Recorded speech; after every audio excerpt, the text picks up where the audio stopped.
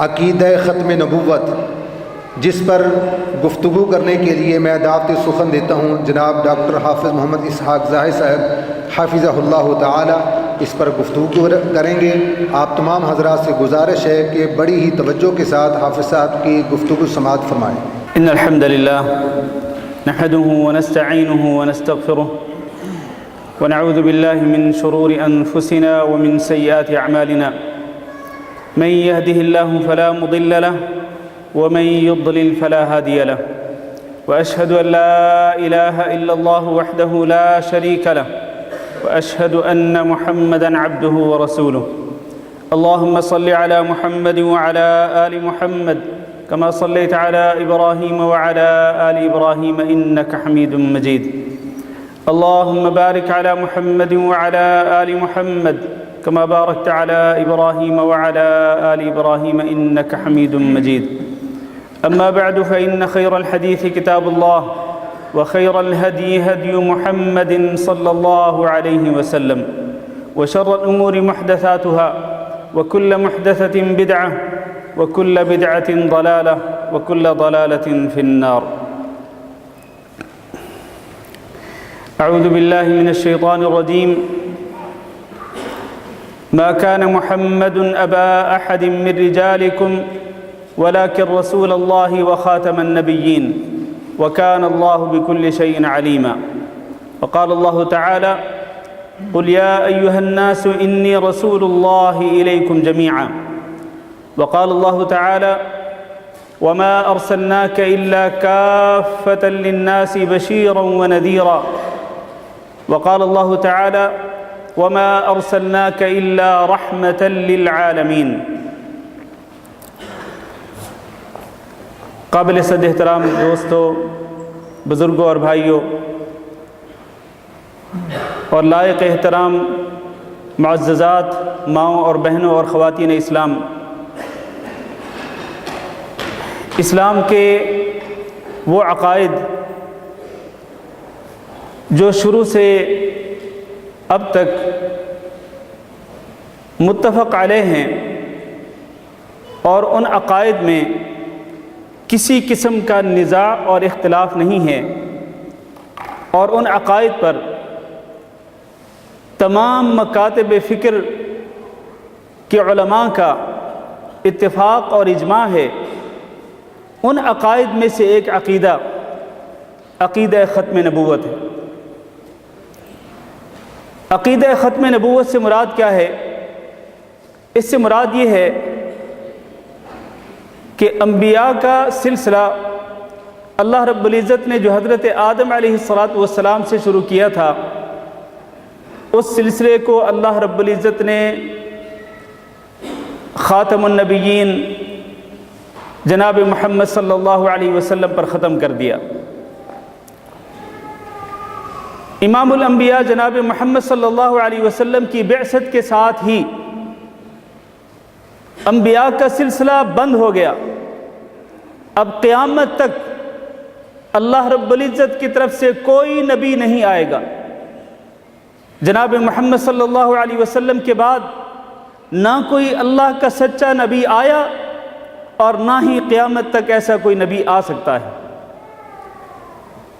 اور امت کے ائمہ اور علماء کا اس بات پر اجماع ہے کہ جو شخص بھی جناب محمد صلی اللہ علیہ وسلم کی رسالت کے بعد نبی ہونے کا یا رسول ہونے کا دعویٰ کرے گا، وہ کافر ہے، وہ مرتد ہے، وہ دائرہ اسلام سے خارج ہے۔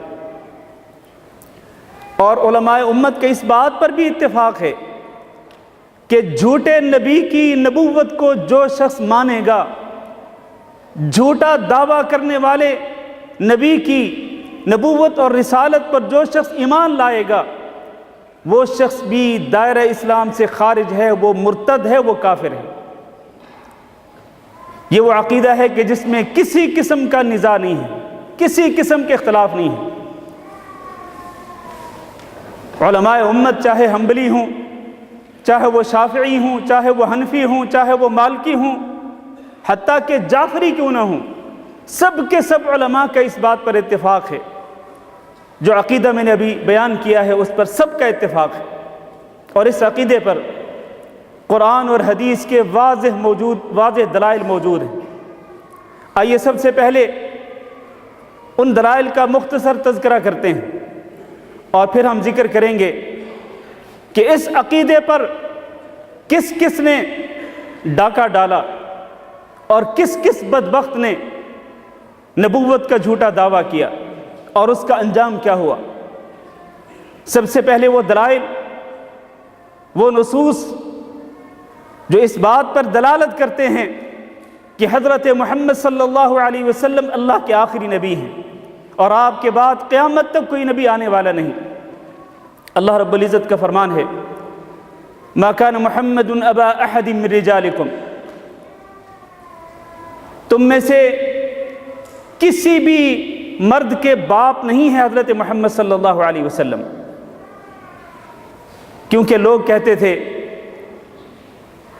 کہ زید بن حارثہ رضی اللہ تعالیٰ عنہ جناب محمد صلی اللہ علیہ وسلم کے بیٹے ہیں۔ فرمایا ما کان محمد ابا احد من رجالکم، تمہارے مردوں میں سے کسی کے بھی باپ نہیں ہے جناب محمد صلی اللہ علیہ وسلم، ولکن رسول اللہ، لیکن آپ اللہ کے رسول ہیں، وخاتم النبیین، اور انبیاء کے سلسلے کو آپ صلی اللہ علیہ وسلم پر ختم کر دیا گیا ہے۔ اس آیت کی تفسیر میں تمام مفسرین نے یہ بات لکھی ہے کہ یہ آیت نص قطعی ہے، یقینی واضح دلیل ہے اس بات کی کہ جناب محمد صلی اللہ علیہ وسلم اللہ کے آخری نبی اور آخری رسول ہیں اور آپ کے بعد قیامت تک کوئی نبی اور کوئی رسول آنے والا نہیں ہے۔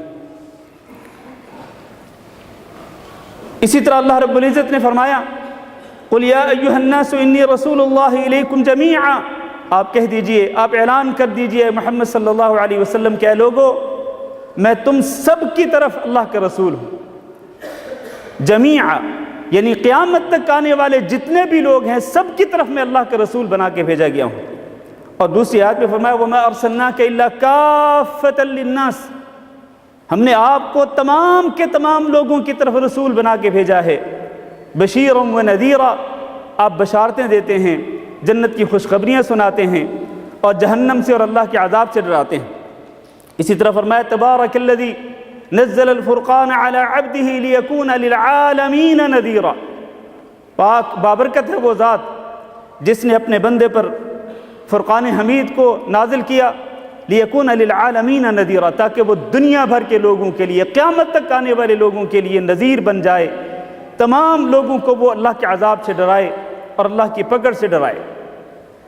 یہ ساری کی ساری آیات اس بات پر دلالت کرتی ہیں کہ آپ صلی اللہ علیہ وسلم قیامت تک آنے والے لوگوں کے لیے اللہ کے رسول ہیں۔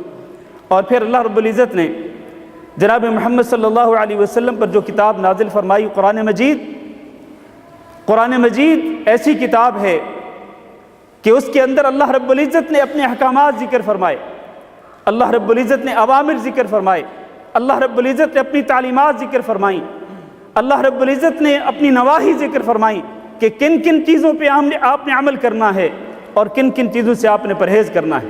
گویا اللہ رب العزت نے اپنی شریعت کو قرآن مجید کے اندر ذکر فرمایا اور قرآن مجید کی اللہ تعالیٰ نے حفاظت کا ذمہ لیا۔ انا نحن نزلنا الذکر وانا له لحافظون، ہم نے ہی اس قرآن مجید کو نازل کیا اور ہم ہی اس کی حفاظت کرنے والے ہیں۔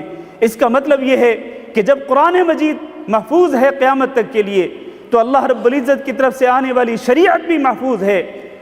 جب شریعت محفوظ ہے، قرآن محفوظ ہے اور قرآن مجید کا بیان نبی صلی اللہ علیہ وسلم کی احادیث مبارکہ بھی محفوظ ہیں، تو پھر قیامت تک کسی نئی شریعت کی ضرورت نہیں ہے، قیامت تک کے لیے کسی نئی کتاب کی ضرورت نہیں ہے، کسی نئے نبی کی ضرورت نہیں ہے۔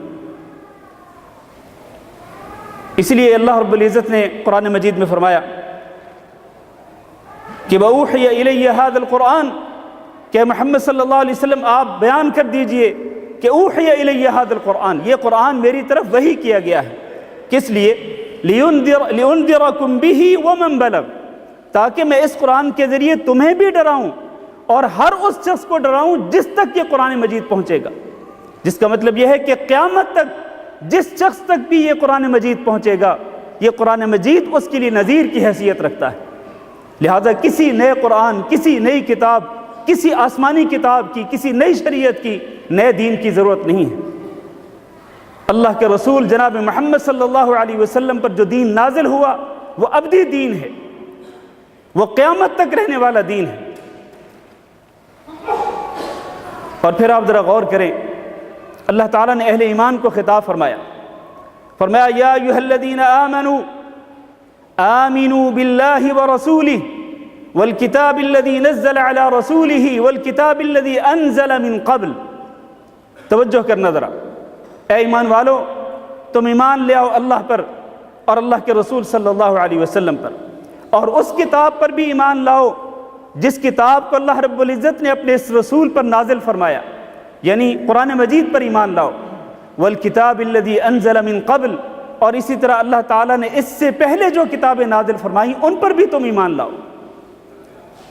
اب اس کا مطلب یہ ہے کہ ہم سے یہ بات مطلوب ہے، اہل ایمان سے یہ بات مطلوب ہے کہ ہم قرآن مجید اور قرآن مجید سے پہلی آسمانی کتابوں پر ایمان لائیں۔ اگر اس قرآن مجید کے بعد کسی آسمانی کتاب نے نازل ہونا ہوتا تو اللہ رب العزت اس آیت کے اندر وہ بھی ذکر کر دیتے کہ جو کتاب اس قرآن مجید کے بعد نازل ہوگی اس پر بھی تم ایمان لاؤ۔ قرآن مجید اللہ رب العزت کی آخری آسمانی کتاب ہے، جو اس بات کی دلیل ہے کہ جناب محمد صلی اللہ علیہ وسلم اللہ کے آخری نبی اور آخری رسول ہیں۔ اور جہاں تک احادیث کا تعلق ہے تو حافظ ابن کثیر رحمہ اللہ نے یہ ذکر کیا ہے کہ جن احادیث کے اندر نبی صلی اللہ علیہ وسلم نے یہ فرمایا کہ لا نبی بعدی، میرے بعد کوئی نبی نہیں آئے گا، یہ احادیث متواتر درجے کی احادیث ہے،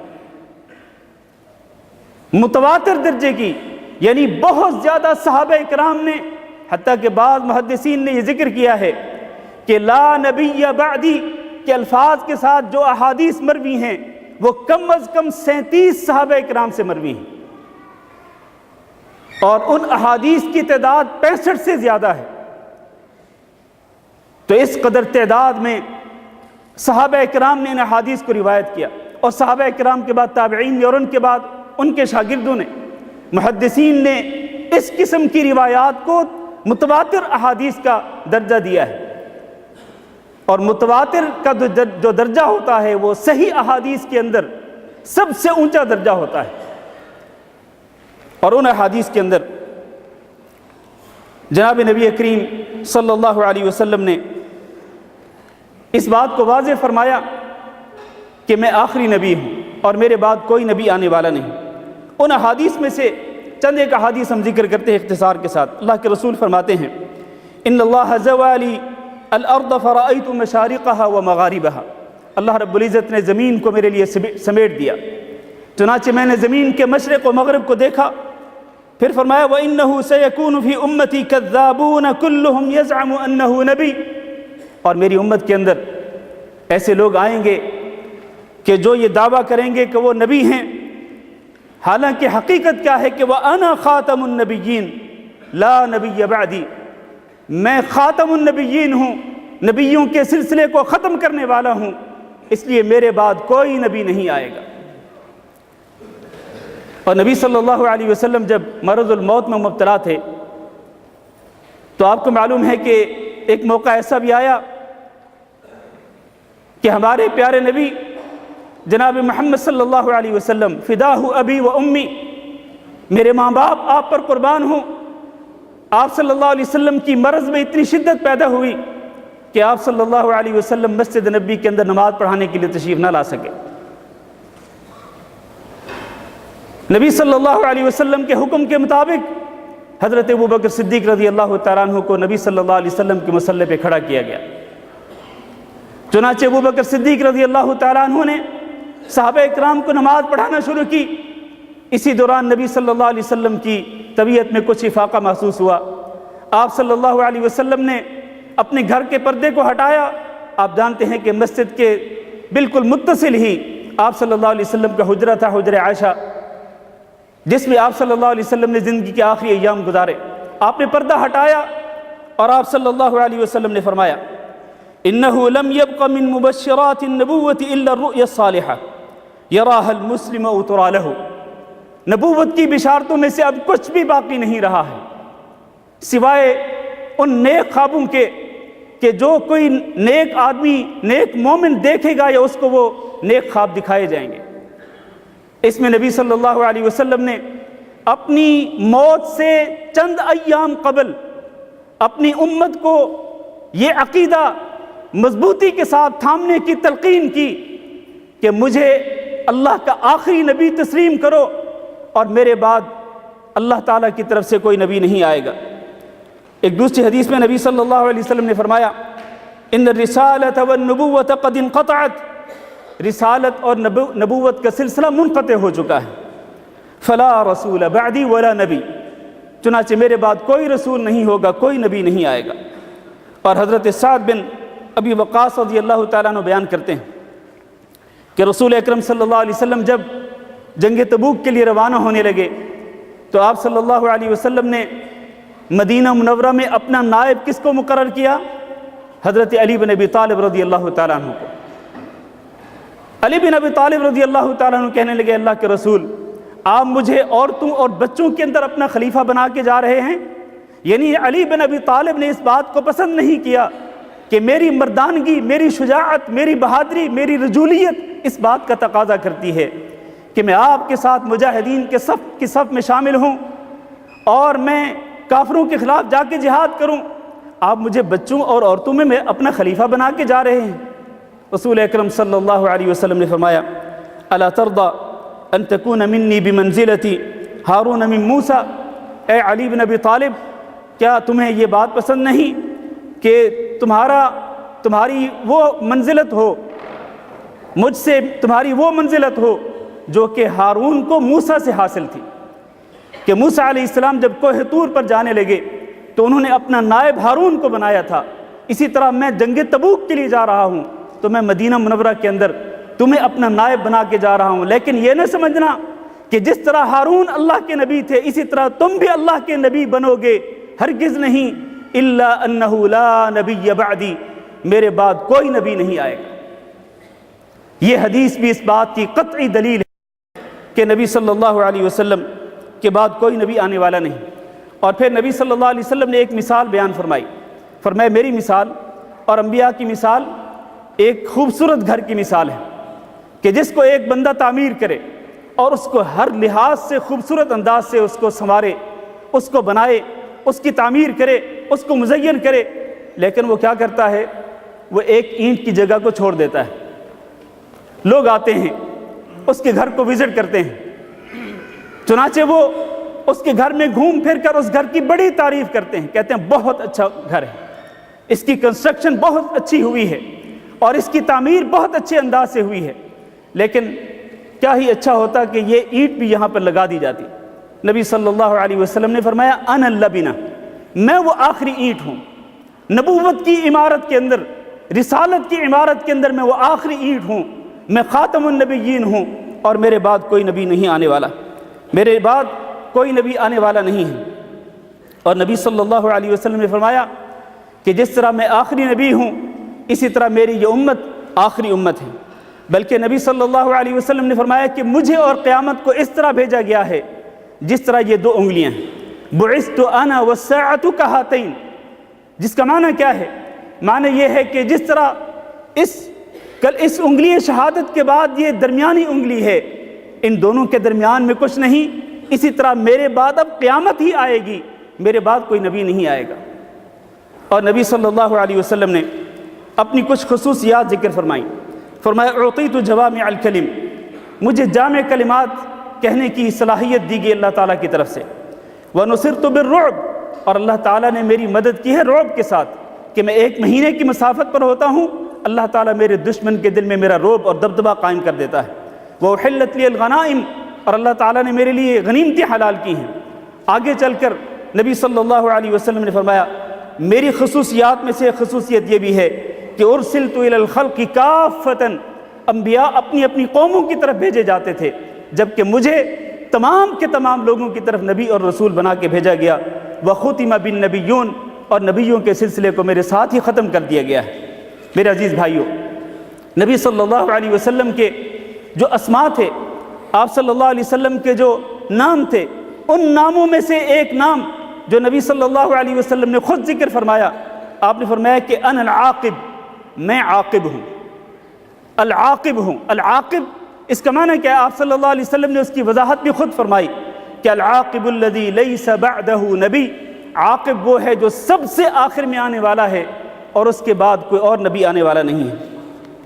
میرے بھائیوں، جہاں نبی صلی اللہ علیہ وسلم نے اس عقیدے کی وضاحت فرمائی کہ میں آخری نبی ہوں اور میرے بعد کوئی اللہ کا سچا نبی آنے والا نہیں، وہاں نبی صلی اللہ علیہ وسلم نے پیشین گوئی بھی فرمائی کہ میرے بعد کچھ بدبخت لوگ ایسے آئیں گے جو نبوت کا جھوٹا دعویٰ کریں گے۔ چنانچہ صحیح بخاری اور صحیح مسلم میں حدیث ہے، آپ صلی اللہ علیہ وسلم نے فرمایا لا تقوم الساعہ حتی یبعث دجالون کذابون، قیامت قائم نہیں ہوگی یہاں تک کہ کچھ دجال، کچھ مکار، کچھ فریبکار پیدا ہوں گے جو کذاب اور جھوٹے ہوں گے، قریبا من 30، اور ان کی تعداد 30 کے قریب ہوگی، کلہم یزعم انہ رسول اللہ، اور وہ سب کے سب یہ دعویٰ کریں گے کہ وہ اللہ کے رسول ہیں، اللہ کے نبی ہیں، جبکہ ان کا یہ دعویٰ غلط ہوگا، ان کا یہ دعویٰ جھوٹا ہوگا۔ میں ہی اللہ کا آخری نبی ہوں اور میرے بعد کوئی اللہ کا نبی آنے والا نہیں ہے۔ میرے بھائیوں، قرآن مجید کی آیات سے بھی یہ عقیدہ ختم نبوت ثابت ہوتا ہے، اور جناب محمد صلی اللہ علیہ وسلم کی احادیث مبارکہ سے بھی، جن میں سے کچھ احادیث میں نے ذکر کی، ان کے علاوہ اور بہت ساری احادیث ہیں، ان ساری احادیث سے بھی عقیدہ ختم نبوت ثابت ہوتا ہے۔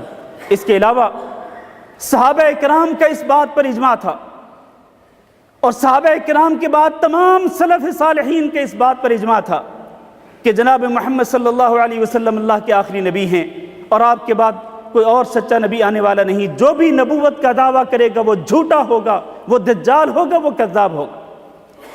آپ دیکھیں جناب محمد صلی اللہ علیہ وسلم کی زندگی میں، آپ کی حیات مبارکہ میں مسیلمہ کذاب نے نبوت کا دعویٰ کر دیا، پھر نبی صلی اللہ علیہ وسلم کی وفات ہو گئی، حضرت ابوبکر صدیق رضی اللہ تعالیٰ عنہ نے ایک لشکر جرار تیار کیا۔ میری بات توجہ سے سننا، صحابہ کرام کا موقف کیا تھا نبوت کا جھوٹا دعویٰ کرنے والے کے متعلق؟ حضرت ابوبکر صدیق رضی اللہ تعالیٰ عنہ نے ایک لشکر جرار تیار کیا، جس کی قیادت حضرت خالد بن ولید رضی اللہ تعالیٰ عنہ، عکرمہ بن ابی جہل رضی اللہ تعالیٰ عنہ، اور شرحبیل بن حسنہ رضی اللہ تعالیٰ عنہ، یہ کبار صحابہ کرام تھے اور جنگ کے میدانوں میں شجاعت کے جواہر دکھانے والے صحابہ کرام تھے۔ یہ اپنے سینے کو تان کر لڑنے والے یہ صحابہ کرام، ان کی قیادت میں حضرت ابوبکر صدیق رضی اللہ تعالیٰ نے ایک فوج کو بھیجا، اور اس فوج نے مسیلمہ کذاب کی فوج کا مقابلہ کیا۔ مسیلمہ کذاب کی فوج کی تعداد 40,000 تھی، 40,000، اور پھر جنگ ہوئی۔ اس جنگ کے اندر مسیلمہ کذاب کی فوج کے 10,000 لوگ مارے گئے، اور صحابہ کرام میں سے بھی ایک قابل ذکر تعداد جو ہے اس نے شہادت کا رتبہ حاصل کیا۔ یہاں سوال یہ ہے کہ آخر کیا وجہ تھی کہ مسیلمہ کذاب کے خلاف جنگ میں 10,000 لوگوں کو تہہ تیگ کر دیا گیا، 10,000 لوگوں کو مار دیا گیا، اور اسی طرح صحابہ کرام میں سے بہت بڑی تعداد نے درجہ شہادت حاصل کیا؟ اس کی وجہ کیا تھی؟ وجہ یہ تھی کہ صحابہ کرام کو اس بات پر یقین تھا کہ عقیدہ ختم نبوت پر کوئی کمپرومائز نہیں ہو سکتا ہے، عقیدہ ختم نبوت پر کوئی مداہنت نہیں، کوئی مجاملت نہیں، کوئی لچک نہیں۔ چنانچہ صحابہ کرام نے پوری شجاعت اور بہادری کے ساتھ ایسے لوگوں کا مقابلہ کیا، اور پھر علماء امت، علماء اور ائمہ دین، ان کا بھی اس بات پر اتفاق تھا۔ آپ دیکھیں، اور علماء امت اور ائمہ دین کی بات کرنے سے پہلے میں ایک اور بات بھی عرض کرتا چلوں۔ صحابہ کرام کے دلوں میں عقیدہ ختم نبوت کس قدر پختہ اور راسخ تھا کہ ایک صحابی جن کا نام حبیب بن زید رضی اللہ تعالیٰ عنہ، حبیب بن زید رضی اللہ تعالیٰ عنہ کو مسیلمہ کذاب نے اپنے پاس بلایا۔ مسیلمہ کذاب کون تھا؟ یہ نبوت کا جھوٹا دعویٰ کرنے والا۔ اس نے پوچھا اے حبیب بن زید کیا تم گواہی دیتے ہو کہ محمد صلی اللہ علیہ وسلم اللہ کے رسول ہیں؟ کہا بالکل گواہی دیتا ہوں۔ اور کہا اتشہد انی رسول اللہ، کیا تم اس بات کی بھی گواہی دیتے ہو کہ میں بھی اللہ کے رسول ہوں؟ یہ مسیلمہ کذاب کس سے پوچھ رہا ہے؟ حبیب بن زید رضی اللہ تعالیٰ عنہ سے۔ حبیب بن زید رضی اللہ تعالیٰ عنہ نے کہا کہ ہرگز نہیں، میں اس بات کو قبول نہیں کرتا کہ تم اللہ کے رسول ہو۔ چنانچہ مسیلمہ کذاب نے حضرت حبیب بن زید رضی اللہ تعالیٰ عنہ کا ایک ایک عضو کاٹنا شروع کر دیا، اور ہر عضو کاٹنے کے بعد وہ پوچھتا کہ کیا تم اب گواہی دیتے ہو کہ میں بھی اللہ کا رسول ہوں، جس طرح تم یہ گواہی دیتے ہو کہ محمد صلی اللہ علیہ وسلم اللہ کے رسول ہیں؟ ہر عضو کے کاٹے جانے کے بعد بھی حبیب بن زید یہی گواہی دیتے کہ میں ہرگز نہیں مانتا کہ تم اللہ کے رسول ہو۔ ایک ایک عضو کر کے، ایک ایک عضو کو کاٹ کاٹ کر حبیب بن زید رضی اللہ تعالیٰ عنہ کو شہید کر دیا مسیلمہ کذاب نے۔ لیکن حبیب بن زید رضی اللہ تعالیٰ عنہ نے یہ اعتراف کرنا برداشت نہیں کیا کہ وہ مسیلمہ کذاب کو اللہ کا نبی تسلیم کر لیں۔ یہ دلیل ہے اس بات کی کہ صحابہ کرام کا ایمان بڑا پختہ تھا، مضبوط تھا، اس بات پر کہ جناب محمد صلی اللہ علیہ وسلم اللہ کے آخری نبی اور اللہ کے آخری رسول ہیں۔ میں بات کر رہا تھا ائمہ دین کی۔ امام ابو حنیفہ رحمہ اللہ، ان کے پاس ایک شخص آیا، ان کے دور میں کوفہ میں کسی شخص نے نبوت کا دعویٰ کر دیا تھا۔ ایک شخص آیا، کہنے لگا کہ آپ اگر اجازت دیں تو میں اس شخص سے جا کے پوچھتا ہوں، مطالبہ کرتا ہوں کہ اپنی نبوت کی کوئی دلیل تو بتاؤ، کوئی نشانی تو دکھاؤ۔ جس طرح کہ اللہ رب العزت کے جتنے بھی انبیاء آئے، جتنے رسول آئے، اللہ تعالیٰ نے سب کو معجزے دیے، سب کو اللہ تعالیٰ نے اپنی نشانیاں دی جو ان کے صدق نبوت پر دلالت کرتی تھی۔ تو اگر آپ اجازت دیں تو میں بھی جا کے اس سے کسی علامت کا سوال کروں۔ امام ابو حنیفہ رحمہ اللہ نے کیا جواب دیا؟ فرمانے لگے من طلب منہ علامتا فقد کفر، جو شخص اس جھوٹے نبوت کے دعوے دار سے جا کے علامت کا، دلیل کا سوال کرے گا وہ بھی کافر ہو جائے گا۔ کیوں؟ اس لیے کہ جناب محمد صلی اللہ علیہ وسلم کے فرمانے کہ لا نبی بعدی، میرے بعد کوئی نبی نہیں ہے۔ جب نبی صلی اللہ علیہ وسلم نے اپنے بعد نبوت کی نفی کر دی کہ میرے بعد کوئی نبی نہیں آئے گا، تو اگر کوئی شخص اس جھوٹے نبوت کے دعوے دار سے جا کے علامت اور دلیل کا مطالبہ کرے گا تو اس کا مطلب یہ ہے کہ اس کو عقیدہ ختم نبوت پر شک ہے، اس کو یقین نہیں ہے۔ تو جس کو بھی شک ہوگا وہ کافر ہو جائے گا۔ میرے عزیز بھائیو، جن لوگوں نے نبوت کے جھوٹے دعوے کیے ان کی ایک لمبی فہرست ہے، اور میں اپنی بات کو مختصر کرتا ہوں۔ جن لوگوں نے نبوت کے جھوٹے دعوے کیے ان میں سے دو ایسے شخص تھے جنہوں نے نبی صلی اللہ علیہ وسلم کے دور میں ہی، آپ کی حیات مبارکہ میں ہی نبوت کا دعویٰ کر دیا تھا۔ ان میں سے ایک اسود العنسی اور دوسرا مسیلمہ کذاب۔ مسیلمہ کذاب کا بھی آپ نے سنا ہے۔ اسود عنسی جو ہے یہ یمن کا رہنے والا تھا، اس نے نبوت کا دعویٰ کیا اور پھر اپنی طرف لوگوں کو دعوت دینے لگا، اور پھر اس نے ایک مسلح جتھا تیار کر لیا، ایک فوج تیار کر لی۔ چنانچہ یمن کے مختلف شہروں میں گھومنے پھرنے لگا۔ اس نے صنعا شہر پہ قبضہ کر لیا، حضرموت پہ قبضہ کر لیا، اور پھر پورے یمن پہ قبضہ کر لیا۔ نبی صلی اللہ علیہ وسلم کو جب یہ خبر ملی کہ یمن کے اندر اس طرح ایک شخص نبوت کا جھوٹا دعویٰ کر چکا ہے اور اس نے باقاعدہ مسلح فوج تیار کر لی ہے اور یمن کے تقریباً بڑے شہروں پر وہ قبضہ حاصل کر چکا ہے، تو آپ صلی اللہ علیہ وسلم نے پیغام بھیجا ان سچے مسلمانوں کی طرف کہ جو یمن میں مقیم تھے، اور ان کو کہا کہ اس شخص کو قتل کر دو۔ چنانچہ نبی صلی اللہ علیہ وسلم کے حکم کے مطابق اسود عنسی کو قتل کر دیا گیا۔ اور اسی طرح مسیلمہ کذاب کا انجام بھی اچھا نہیں ہوا۔ مسیلمہ کذاب کو بھی ایک بہت بڑی جنگ کے اندر قتل کر دیا گیا۔ اسی طرح ایک اور شخص جس نے نبوت کا جھوٹا دعویٰ کیا، اس کا نام طلیحہ بن خویلد الاسدی ہے۔ یہ نبی صلی اللہ علیہ وسلم کے پاس آیا تھا نبی صلی اللہ علیہ وسلم کی وفات سے کچھ عرصہ پہلے، اور اس نے اور اس کے قبیلے نے اسلام قبول کر لیا تھا، لیکن جب یہ واپس لوٹا تو اس نے نبوت کا دعویٰ کر دیا۔ ادھر جناب محمد صلی اللہ علیہ وسلم کی وفات ہو گئی۔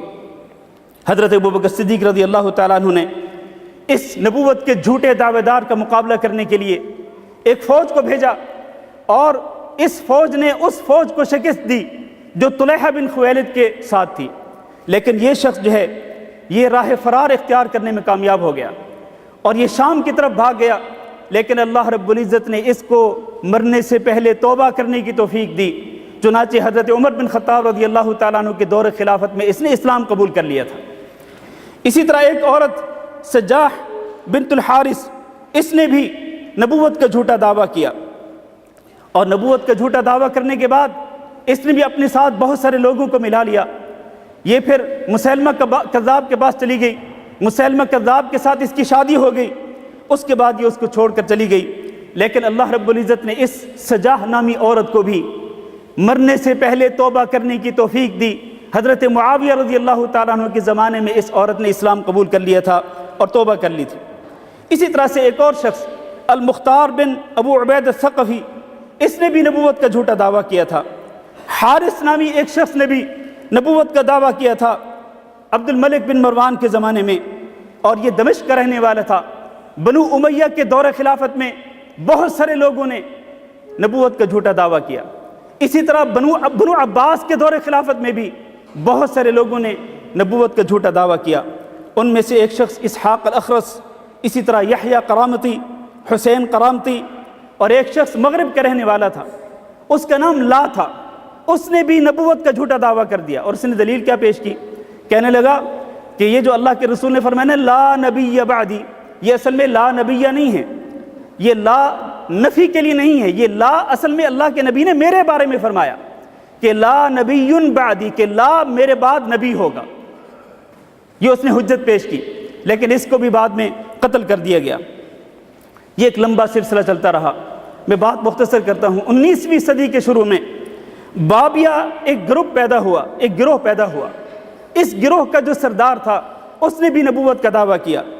پھر ایک اور گروہ بہائیہ، اس گروہ کے مؤسس نے، جس نے بنیاد رکھی بہاؤالدین، اس نے بھی نبوت کا جھوٹا دعویٰ کیا۔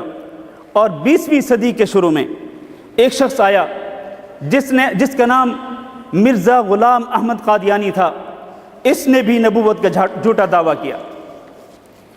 مرزا غلام احمد قادیانی پر ہم ذرا تھوڑی قدر تفصیل سے بات کریں گے، کیونکہ یہ ہمارے قریب زمانے کا تھا، اور اس کے پیروکار آج بھی پاکستان کے اندر بھی موجود ہیں، ہندوستان کے اندر بھی موجود ہیں، اور اسی طرح افریقہ کے کئی ممالک کے اندر بھی موجود ہیں، اور یورپ کے اندر خصوصاً برطانیہ کے اندر بہت سارے لوگ ایسے موجود ہیں جو مرزا غلام احمد قادیانی کی نبوت کو مانتے ہیں، اور اس کی شریعت کو مانتے ہیں، اور اس کے دین کو تسلیم کرتے ہیں، اور اس کی باقاعدہ تبلیغ کرتے ہیں، اس کی شریعت کی، اس کے دین کی، وہ جو کچھ تعلیمات لے کر کے آیا۔ آج ان مرزائیوں کے اور ان احمدیوں کے باقاعدہ ٹی وی چینلز موجود ہیں جو برطانیہ سے چلتے ہیں، اپنی نشریات کے ذریعے وہ اپنے باطل عقائد اور فاسد عقائد کی ترویج کرتے ہیں، نشر و اشاعت کرتے ہیں۔ یہ جو مرزا غلام احمد قادیانی تھا، یہ ہندوستان کے ایک ضلع گرداسپور کے ایک چھوٹے سے قصبے قادیان میں پیدا ہوا۔ اس کا سن پیدائش جو ہے وہ 1839 یا 1840 عیسوی ذکر کیا گیا ہے۔ یہ شخص جب پیدا ہونے کے بعد تھوڑا سا بڑا ہوا، پڑھنے یا تعلیم حاصل کرنے کی عمر کو پہنچا، تو اس نے تھوڑی بہت تعلیم حاصل کی، عربی زبان میں، فارسی زبان میں، اسی طرح انگریزی زبان میں، کچھ اس نے ابتدائی کتابیں پڑھی، لیکن یہ ایک بہت زیادہ علم حاصل نہیں کر سکا۔ ہوا کیا کہ یہ برے دوستوں کی صحبت کا شکار ہو گیا۔ برے دوستوں کی صحبت کی وجہ سے یہ آوارہ گرد بن گیا اور عیاشی کرنے لگا، جس طرح اس کے دوست آوارہ گردی کرتے تھے، عیاشی کرتے تھے، اسی طرح یہ بھی آوارہ گردی کرنے لگا اور عیاشی کرنے لگا۔ یہ شخص جو ہے یہ اخلاقی طور پر انتہائی بد اخلاق تھا، بہت ہی بد زبان تھا، بہت ہی فحش گو تھا، بے حیائی اور بیہودہ باتیں کرتا تھا، بے حیائی کی باتیں اور بیہودہ باتیں کرتا تھا۔ یہ شخص جو ہے یہ جب بڑا ہوا اور اس نے انگریز کی حکومت میں سرکاری ملازمت حاصل کی. یہ سیالکوٹ کے اندر ایک سرکاری ملازم تھا. اس کو انگریز حکومت نے باقاعدہ تیار کیا. کس طرح سے؟ آپ کو یہ پتہ ہے کہ ہندوستان میں جب جنگ آزادی ہوئی تو ہندوستان کے سارے لوگ، جس میں ہندو بھی تھے، جس میں مسلمان بھی تھے اور اس میں سکھ بھی تھے، سارے کے سارے لوگ انگریزوں سے وہ آزادی حاصل کرنا چاہتے تھے. انگریزوں کی غلامی سے وہ آزادی حاصل کرنا چاہتے تھے. چنانچہ ایک بہت مضبوط تحریک چل رہی تھی ہندوستان میں، تحریک آزادی کے نام سے. چنانچہ انگریزوں کو یہ سوجا کہ اس تحریک کو کمزور کرنا ہے تو سب سے پہلے مسلمانوں کو کمزور کریں. چنانچہ انہوں نے مرزا غلام احمد قادیانی کو تیار کیا اور اس کی ڈیوٹی یہ لگائی کہ تم سب سے پہلے تم ہندوؤں کے خلاف کتابیں لکھو اور اسی طرح عیسائیوں کے خلاف کتابیں لکھو. اس سے کیا ہوگا؟ اس سے ہوگا یہ کہ مسلمانوں کے دلوں کے اندر تمہاری ہمدردی پیدا ہو جائے گی اور مسلمان یہ سمجھیں گے کہ یہ تو بہت بڑا مبلغ اسلام ہے، یہ تو بہت بڑا داعی اسلام. یہ طریقہ واردات اس کو سکھلایا گیا. اس نے اپنی ملازمت چھوڑ دی، ملازمت چھوڑ کر قادیان میں چلا گیا. اور پھر جب اس نے کتابیں لکھنا شروع کی ہندو مت کے خلاف، عیسائیت کے خلاف، تو یہ بہت ہی مشہور ہونے لگا، مسلمانوں کے اندر بہت مشہور ہونے لگا. اور مسلمانوں نے سمجھا کہ یہ بہت بڑا داعی ہے، داعی اسلام، مبلغ اسلام.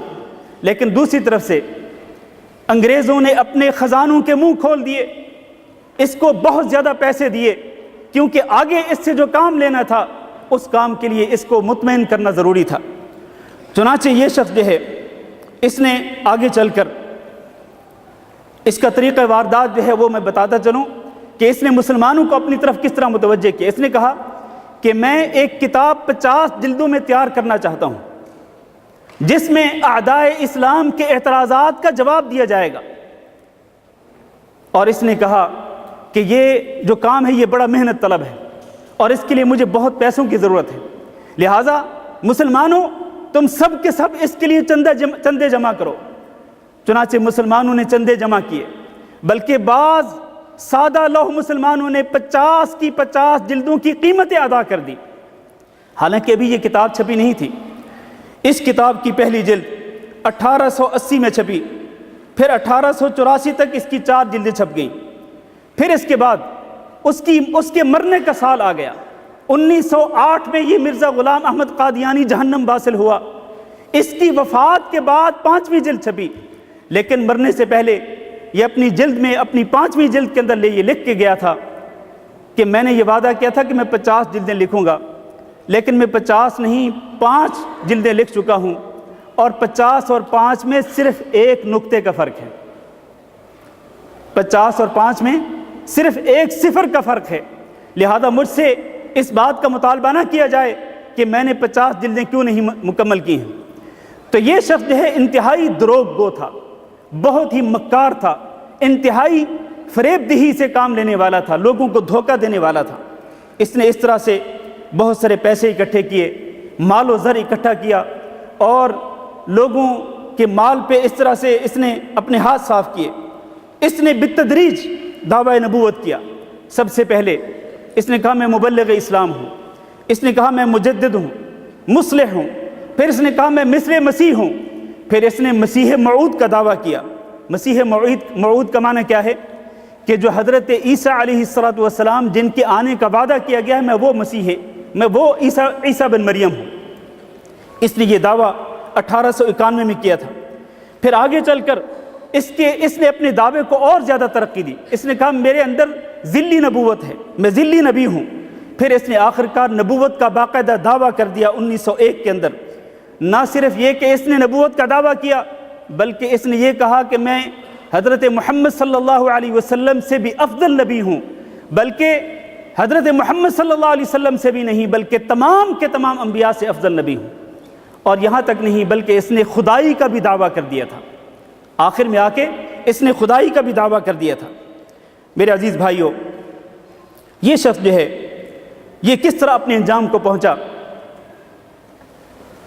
میں آگے چل کے ذکر کرتا ہوں کہ علماء اہل حدیث نے اس کی تردید میں کس طرح سے جہود کی، مساعی جمیلہ کی، اس کا انجام ذکر کرتا ہوں کہ اس نے علماء امت کی طرف سے ردود اور اسی طرح مناظروں اور اسی طرح تقریروں اور تحریروں میں اس کا جس طرح سے رد کیا گیا، اس سے تنگ آ کر اس نے مباہلے کی ایک تحریر جو ہے وہ لکھ دی، اور وہ تحریر میرے پاس موجود ہے، یہ اصل تحریر موجود ہے۔ اس تحریر میں یہ مرزا غلام احمد قادیانی کیا لکھتا ہے، یہ ایک لمبی تحریر ہے، اس کا آخری حصہ میں آپ کو پڑھ کے سناتا ہوں۔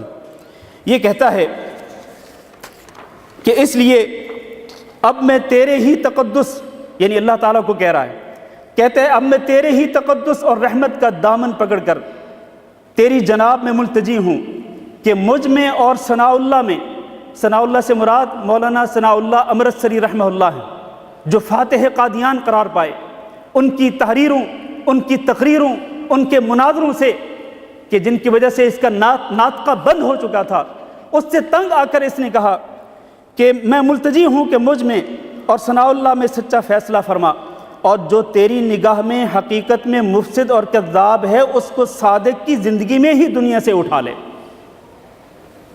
جو تیری نظر میں حقیقت میں مفسد اور کذاب ہے اس کو صادق کی زندگی میں ہی دنیا سے اٹھا لے، یا کسی اور نہایت سخت آفت میں جو موت کے برابر ہو مبتلا کر۔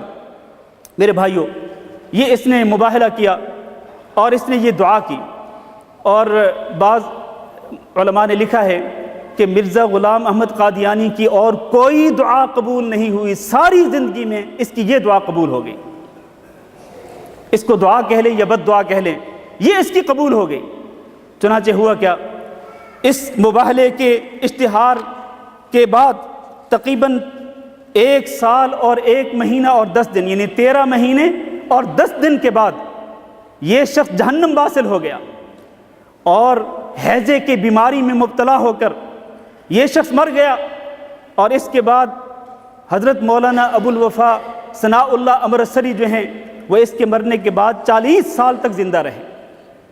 اس نے یہ کہا تھا کہ جو جھوٹا ہو وہ سچے کی زندگی میں مر جائے، یہ اس نے دعا کی تھی۔ چنانچہ اس کی دعا کو قبول کرتے ہوئے اللہ تعالیٰ نے اس کو فوری طور پر مار دیا، اس کو ختم کر دیا، اور مولانا ثناء اللہ امرتسری جو ہیں وہ اس کے بعد 40 سال تک زندہ رہے۔ میرے بھائیوں، یہ جو مرزا غلام احمد قادیانی تھا، اس کے کچھ عقائد میں آپ کو بتاتا چلوں کہ اس کے اور اس کے ماننے والوں کے، مرزائیوں کے کیا عقائد ہیں۔ آپ یہ جانتے ہیں کہ ہم مسلمانوں کا اللہ کے بارے میں یہ عقیدہ ہے کہ اللہ رب العزت تمام نقائص سے پاک ہے، اللہ رب العزت تمام عیوب سے پاک ہے۔ کیا خیال ہے، یہ ہمارا عقیدہ ہے کہ نہیں ہے؟ اللہ رب العزت ہر قسم کے عیب سے، ہر قسم کے نقص سے پاک ہے۔ اللہ رب العزت کے والدین نہیں ہیں، اللہ رب العزت کی اولاد نہیں ہے، اللہ رب العزت کو نیند نہیں آتی، اللہ رب العزت کو اونگ نہیں آتی، اللہ رب العزت نہیں بھولتے، اللہ رب العزت کا علم ساری کائنات کو گھیرے ہوئے ہے۔ لیکن اس کا عقیدہ کیا تھا؟ سنیے ذرا، اس کا عقیدہ یہ تھا کہ اللہ رب العزت روزہ رکھتا ہے، اللہ نماز پڑھتا ہے، اللہ سوتا ہے، اللہ جاگتا ہے، اللہ لکھتا ہے، اللہ پڑھتا ہے، اللہ دستخط بھی کرتا ہے۔ حتیٰ کہ اس نے، یہ بڑی دلچسپ بات ہے، اس نے اپنی کتاب کے اندر لکھا ہے کہ میں نے کچھ کاغذات تیار کیے، کچھ اوراق تیار کیے، پھر حالت کشف کے اندر میں نے وہ کاغذات اللہ رب العزت کے سامنے رکھ دیے۔ میں نے اللہ تعالیٰ سے مطالبہ کیا کہ اللہ، ان کاغذات کے اندر میں نے جو کچھ لکھا ہے ان پر مہر تصدیق ثبت کر دے اور ان پہ دستخط کر دے۔ میں یہ چاہتا تھا کہ میں جو چاہتا ہوں کہ ایسے ہو جائے، اسی طرح اللہ تعالیٰ بھی فیصلہ کر دے کہ اسی طرح سے ہو جائے۔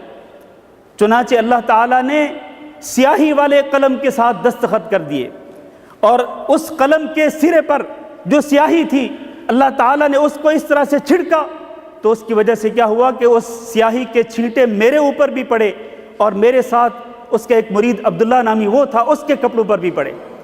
کہتے ہیں اس کشف کی حالت کے بعد جب میں بیدار ہوا تو میں کیا دیکھتا ہوں کہ میرے کپڑوں پر بھی سیاہی کے داغ ہیں، اور اسی طرح میرا جو مرید عبداللہ ہے اس کے کپڑوں پر بھی سیاہی کے داغ ہیں۔ یہ ہے اس کا عقیدہ اللہ رب العزت کے متعلق میرے عزیز بھائیوں۔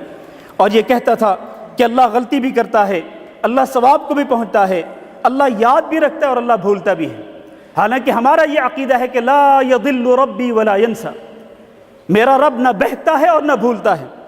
حتیٰ کہ میرے عزیز بھائیو، آپ کو یہ سن کر حیرت ہوگی، اس کا اللہ کے بارے میں اس قدر گستاخانہ عقیدہ تھا کہ یہ اس بات کا اقرار کرتا ہے کہ اللہ رب العزت مجامعت بھی کرتا ہے، بلکہ اس نے اپنے بارے میں کہا کہ میرے اوپر کشف کی حالت ہوئی اور مجھے ایسے لگا کہ جیسے میں عورت ہوں اور اللہ تعالیٰ رجولیت کا وظیفہ میرے ساتھ ادا کر رہا ہے۔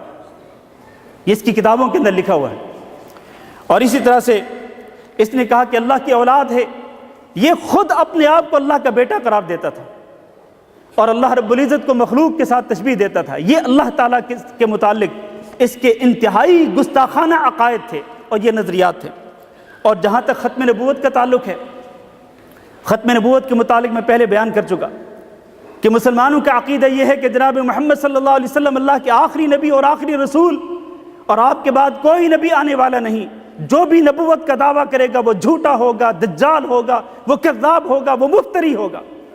لیکن اس شخص نے دعویٰ کیا، اس شخص نے اپنی ایک کتاب میں لکھا ہے، کہتا ہے کہ ہمارا یقین ہے کہ اس امت کی درستگی کے لیے ہر ضرورت کے موقع پر اللہ تعالیٰ اپنے انبیاء بھیجتا رہے گا، اور اگر یہ خیال ہے کہ دنیا میں خرابی پیدا ہوتی رہے گی تو پھر یہ بھی ماننا پڑے گا کہ رسول بھی آتے رہیں گے۔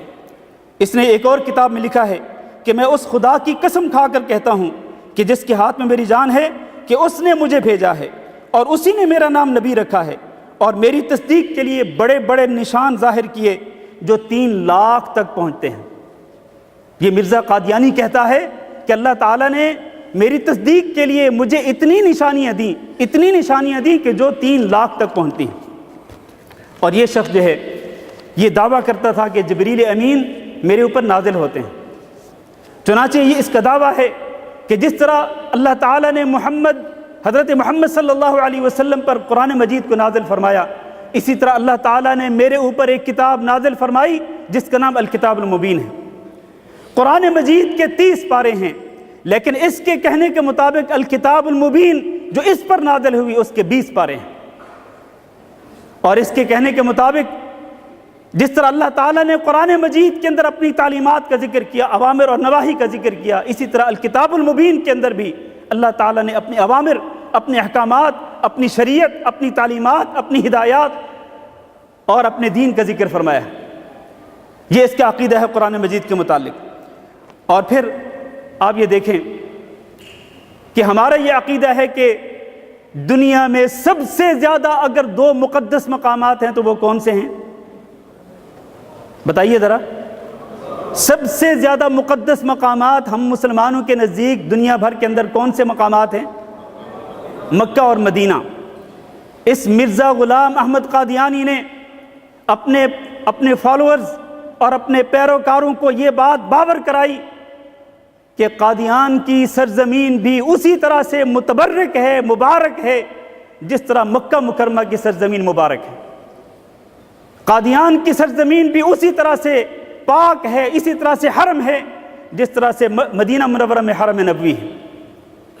اور اس نے کہا جس طرح مکہ مدینہ کے اندر اللہ تعالیٰ کی تجلیات اور برکات کا نزول ہوتا ہے، اسی طرح سے قادیان کے اندر بھی اللہ کی تجلیات اور اللہ کی برکات کا نزول ہوتا ہے۔ اس نے قادیان کی سرزمین کو مقدس سرزمین کہا، اور بلکہ قادیان کو اس نے ام القریٰ کہا۔ اور آپ جانتے ہیں کہ مسلمانوں کا حج مکہ مکرمہ میں ہوتا ہے، ان قادیانیوں اور مرزائیوں کا جو حج ہے وہ قادیان کے اندر ہوتا ہے۔ ہندوستان میں قادیان کے اندر اور پاکستان کے اندر ربوہ کے اندر ہوتا ہے۔ اور ان کے یہ عقیدہ ہے کہ قادیان کے اندر جو قبرستان ہے وہ جنت کا ٹکڑا ہے، جنت کا باغ ہے، اور اسی طرح ربوہ کے اندر جو قبرستان ہے وہ بھی جنت کا ایک ٹکڑا ہے، جنت کا باغیچہ ہے۔ تو یہ انتہائی گستاخانہ اور ایسے عقائد ہیں کہ جو اسلام کے واضح عقائد کے سراسر خلاف ہیں، اور جناب محمد صلی اللہ علیہ وسلم کی شان میں یہ گستاخی بھی کرتا ہے۔ ایک مرزائی اپنے اشعار میں کہتا ہے محمد پھر اتر آئے ہیں ہم میں، محمد پھر اتر آئے ہیں ہم میں، اور آگے سے ہیں بڑھ کر اپنی شان میں، محمد دیکھنے ہوں جس نے اکمل غلام احمد کو دیکھے قادیاں میں. یعنی ان اشعار میں شاعر نے یہ ظاہر کیا ہے کہ محمد صلی اللہ علیہ وسلم سے بھی اکمل اور افضل کون ہیں؟ ان سے افضل اور ان سے بہتر جو افضل اور اکمل جو ہے وہ غلام احمد قادیانی ہے. میرے عزیز بھائیوں، میں آخر میں بس 2 نقطے عرض کرنا چاہتا ہوں. میں معذرت چاہتا ہوں کہ وقت جو ہے وہ زیادہ ہو رہا ہے. 2 نقطے جو میں عرض کرنا چاہتا ہوں، ان 2 نقطوں میں سے ایک نقطہ یہ ہے کہ مرزا غلام احمد قادیانی نے کئی پیشین گوئیاں کی، اور اس نے جتنی بھی پیشین گوئیاں کی وہ ساری کی ساری جھوٹی ثابت ہوئیں.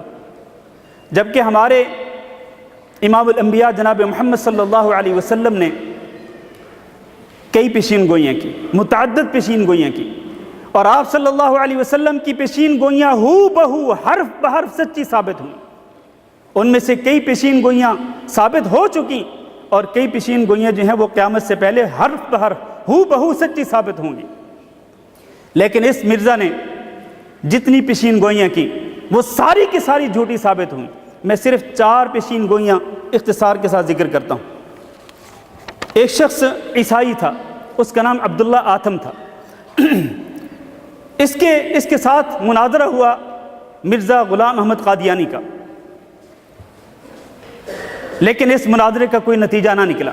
عیسائی کے ساتھ مناظرہ ہوا. جب اس مناظرے کا کوئی نتیجہ نہیں نکلا تو اس نے ایک پیشین گوئی کر دی. اس نے کہا، یہ اس کے الفاظ ہیں، کہتے اللہ تعالیٰ نے مجھے خبر دی ہے کہ عبداللہ آتم 15 ماہ کی مدت یعنی 5 ستمبر 1894 تک مر جائے گا. یہ اس کی پیشین گوئی تھی کہ یہ جو عبداللہ آتم ہے یہ 15 ماہ کی مدت مر جائے گا، اور اس نے تاریخ متعین کر دی 5 ستمبر 1894 تک. جب یہ پیشین گوئی آ گئی، اس کا باقاعدہ اشتہار چھپا دیا گیا. یہ اشتہاری بھی بہت تھا یہ مرزا غلام احمد قادیانی، ہر بات پر اشتہار چھاپ دیتا تھا، ہر بات پر اشتہار چھاپ دیتا تھا. یہ بھی اس نے اشتہار چھاپ دیا. چنانچہ اس کے جو پیروکار تھے، جو فالوور تھے، وہ پھر انتظار کرنے لگے کہ کب 5 ستمبر 1894 کی تاریخ آتی ہے.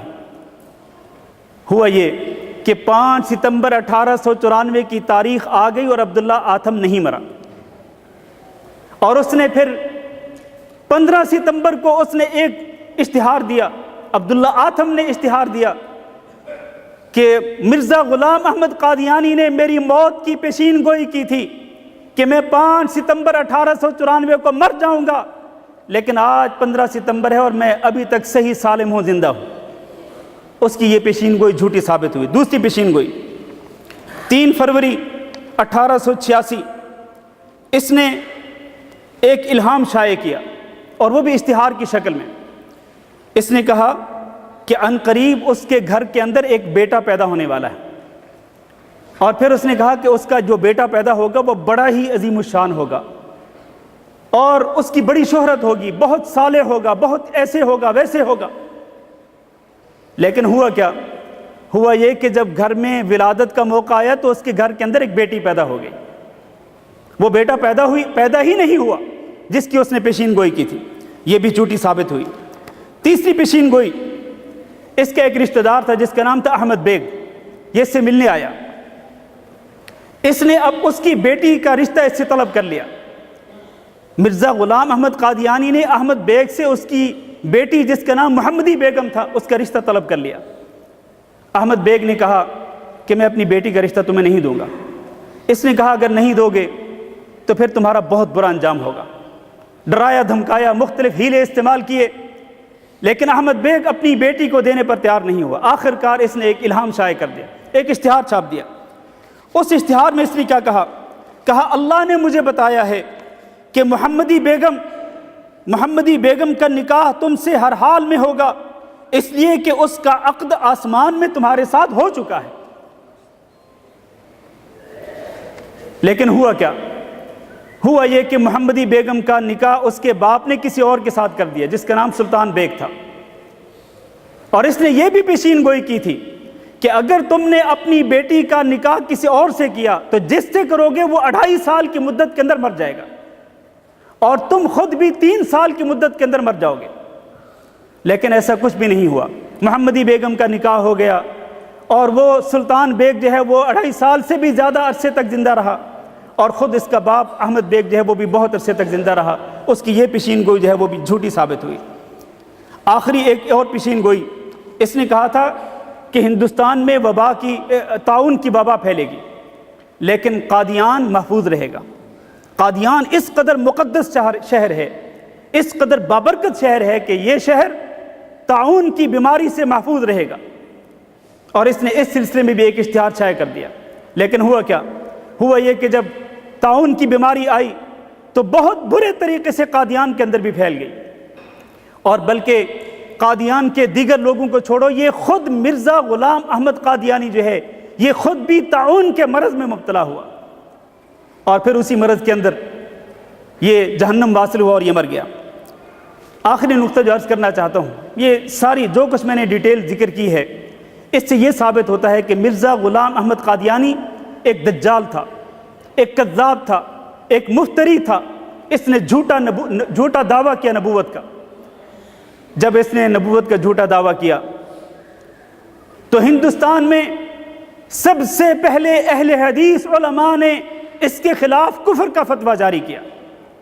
مولانا محمد حسین بٹالوی رحمہ اللہ، انہوں نے کفر کا فتویٰ لکھا، اور پھر اس وقت کے محدث امیر المؤمنین فی الحدیث سید نذیر حسین دہلوی کے پاس اپنا فتویٰ لے کر کے گئے، ان سے اس پر دستخط کروائے، پھر اپنا یہ فتویٰ ہندوستان بھر کے اندر بھیجا، خود بھی گئے اور اپنے نمائندوں کے ذریعے بھی یہ فتویٰ بھیجا۔ ہندوستان کے 200 علماء نے اس فتوے پر تصدیق کی، اس پر دستخط کیے، پھر اس کے بعد یہ متفقہ فتویٰ جو ہے یہ پورے ہندوستان کے اندر چھپا کر تقسیم کیا گیا۔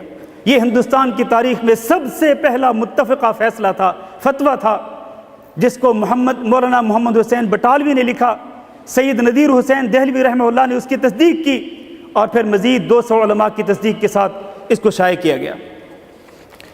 اسی طرح سے اہل حدیث علماء میں سے جنہوں نے اس فتنے کا رد کیا اور عقیدہ ختم نبوت کے تحفظ کے لیے دن رات کوششیں کی، ان علماء کی فہرست میں سب سے بڑا نام جو آتا ہے وہ مولانا ابو الوفا ثناء اللہ امرتسری کا نام آتا ہے رحمہ اللہ۔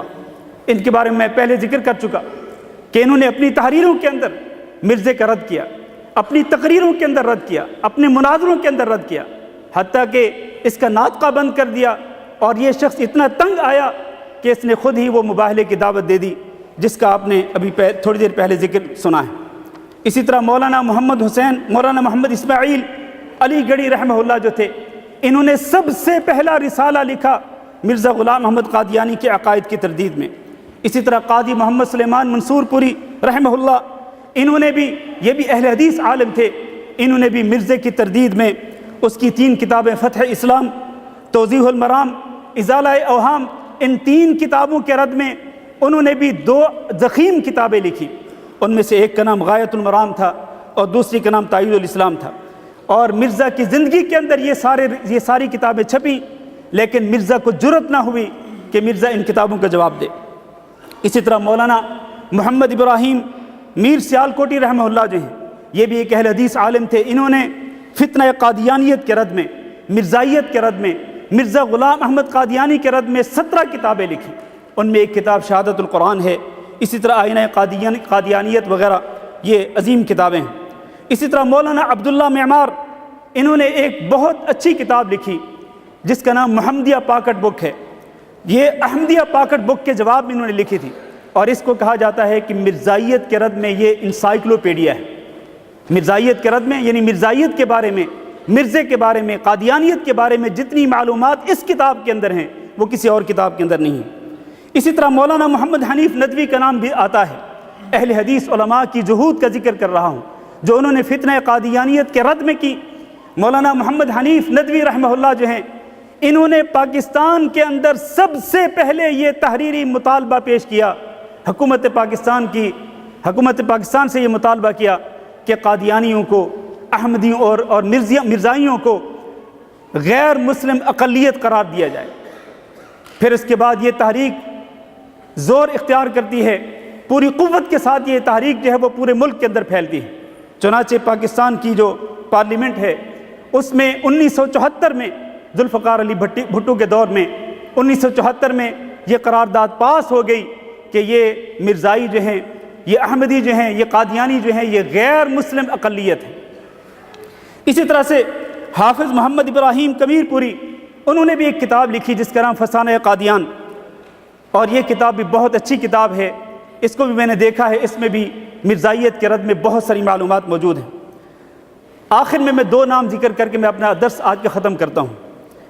مرزائیت کے رد میں، فتنہ قادیانیت کے رد میں اہل حدیث علماء کا جو ایک ذرعی کردار رہا ہے، ایک شاندار کردار رہا ہے، اس میں علامہ احسان الہی ظہیر رحمہ اللہ کا کردار جو ہے وہ بھی ذکر کرنا پڑے گا، اس کے بغیر کوئی چارہ کار نہیں ہے۔ علامہ احسان الہی ظہیر رحمہ اللہ جو ہیں، یہ جب مدینہ یونیورسٹی کے اندر طالب علم تھے تو طالب علمی کے دور میں انہوں نے قادیانیوں کے بارے میں عربی کے اندر مقالات لکھے، عربی زبان کے اندر، اور پھر عربی زبان کے اندر مقالات کو انہوں نے ایک کتابی شکل میں شائع کیا۔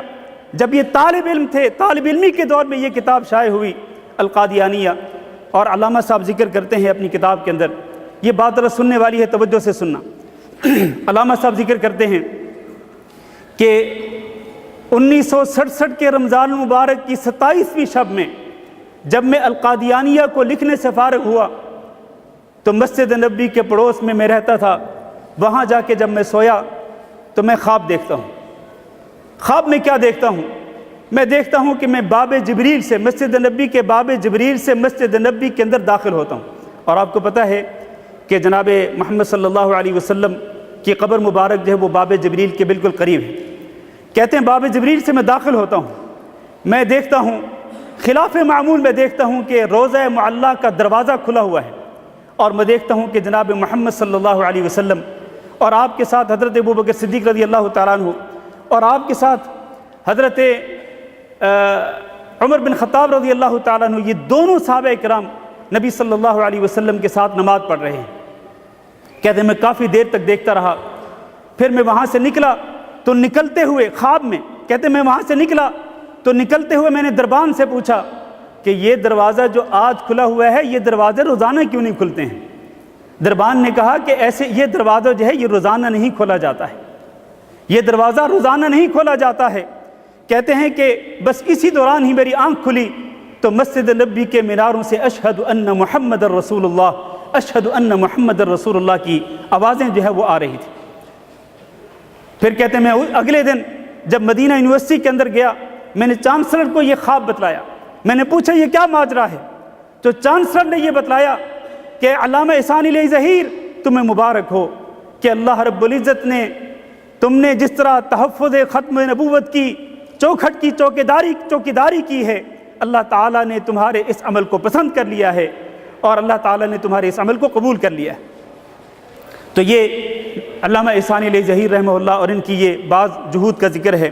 آخر میں ڈاکٹر بہاؤالدین، یہ بھی ایک بہت بڑے عالم دین ہیں اور آج کل موجود ہیں، برطانیہ میں رہائش پذیر ہیں۔ انہوں نے تحریک ختم نبوت پر ایک سلسلہ شروع کیا کتابیں لکھنے کا، چنانچہ اب تک تحریک ختم نبوت کے نام سے انہوں نے جو کتاب لکھی ہے اس کی 20 جلدیں شائع ہو چکی ہیں، 20 جلدیں شائع ہو چکی ہیں۔ تو یہ چند علماء کرام کا میں نے ذکر کیا ہے جنہوں نے فتنہ قادیانیت کی تردید میں کوششیں کی، اور اسی طرح سے انہوں نے کتابیں لکھی، تقریروں میں، تحریروں میں، مناظروں میں انہوں نے اس فتنے کا رد کیا، اور مرزا قادیانی جو ہے اس کے عقائد کو اور اس کے باطل نظریات کو واضح کیا۔ اسی طرح سے اور علماء کے اندر سید عطاء اللہ شاہ بخاری رحمہ اللہ جو ہیں، ان کا نام بھی قابل ذکر ہے۔ یقیناً انہوں نے بھی قابل ذکر کوششیں کی، قابل ذکر جہود کی، اور انہوں نے جد و جہد کی، سعی کی اس فتنے کا مقابلہ کرنے کے لیے۔ یہ اور ان کے علاوہ جتنے بھی علماء ہیں جنہوں نے بھی اس فتنے کا مقابلہ کیا، اللہ تعالیٰ سے دعا کرتے ہیں کہ اللہ رب العزت ان کی قبروں کو جنت کے باغیچے بنائے، اللہ رب العزت ان کی کوششوں کو قبول فرمائے۔ میرے عزیز بھائیوں، تحفظ ختم نبوت جو ہے، عقیدہ ختم نبوت جو ہے، یہ ہمارے ایمان کی اساس ہے۔ عقیدہ ختم نبوت ہمارے ایمان کی اساس اور بنیاد ہے۔ اور ہم اس عقیدے کے تحفظ کے لیے اپنی جان، اپنا تن، من، دھن قربان کرنے کے لیے تیار ہیں۔ ہم اس بات کو ماننے کے لیے تیار نہیں ہیں کہ محمد صلی اللہ علیہ وسلم کی رسالت کے بعد کوئی اور شخص اللہ کا نبی بن سکتا ہے یا اللہ کا رسول بن سکتا ہے۔ جو بھی اس کا دعوے دار ہوگا وہ یقیناً دجال ہوگا، وہ کذاب ہوگا، وہ مفتری ہوگا۔ ہم اس کو ماننے کے لیے تیار نہیں ہیں۔ اللہ تعالیٰ سے دعا کرتے ہیں کہ اللہ رب العزت ہم سب کو جناب محمد صلی اللہ علیہ وسلم کی سچی محبت نصیب فرمائے، اور اللہ رب العزت اپنے فضل و کرم سے ہمیں قیامت کے دن جناب محمد صلی اللہ علیہ وسلم کی شفاعت نصیب فرمائے، آپ صلی اللہ علیہ وسلم کے ہاتھوں جام کوثر نصیب فرمائے۔ اللہ رب العزت ہم سب کو، ہمارے والدین کو بھی، ہمارے بیوی بچوں کو بھی، ہم سب کو اللہ رب العزت قیامت کے دن اپنے پیارے نبی جناب محمد صلی اللہ علیہ وسلم کا اور آپ کے صحابہ کرام کا جنت کے اندر پڑوس نصیب فرمائے، اور ہم سب کو جنت الفردوس کے وارثوں میں شامل فرمائے۔ استغفر اللہ لی ولکم انہ هو الغفور الرحیم۔